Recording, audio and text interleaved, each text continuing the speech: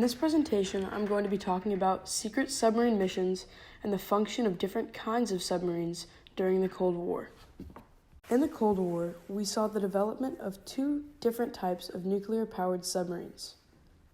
The Fleet Ballistic Missile Submarine, nicknamed SSBN or Boomer, was a larger vessel, and because of its sheer size of 560 feet, it had the ability to launch intercontinental nuclear weapons. The second of the two submarines was the attack submarine, which was nicknamed an SSN or non-coincidentally fast attack. At 360 feet in length, the SSN was close to half the size of the SSBN, but these submarines were built on the ideas of speed and stealth. Therefore, the smaller these submarines could get, the better. Nuclear submarines' main tasks during the Cold War were performing strategic deterrence patrols and hunting other submarines. SSBNs were the submarines chosen to be deterrent patrols. These submarines were always at changing locations and depths. This disturbed the idea of MAD, or mutually assured destruction, because it was impossible for the USSR to neutralize all of the United States' nuclear threats if the position of these specific nuclear weapons were always changing. SSNs were used as hunting submarines. These submarines would track and in some cases destroy enemy submarines with equipped anti-sub mines and torpedoes.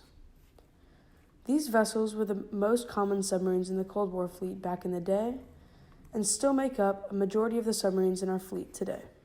Operation Ivy Bells was one of the most covert, accurately documented, and daring submarine missions of the entire Cold War. The decision to go through with it was extremely risky because détente was starting to gain popularity in the USSR, and any small mistake could compromise the US-Soviet relationship.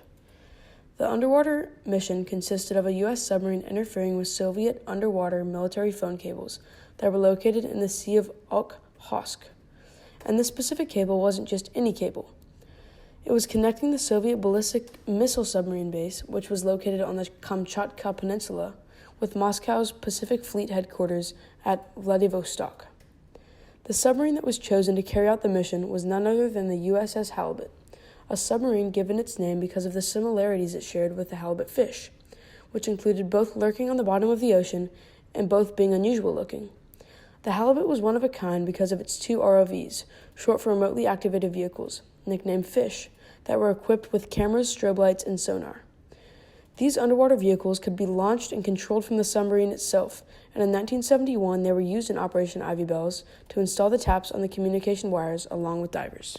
In conclusion, without the use of submarines in the Cold War, the U.S. would not have the intel that they did on the USSR and the upper hand that they had in MAD. Thank you for watching, and have a good day.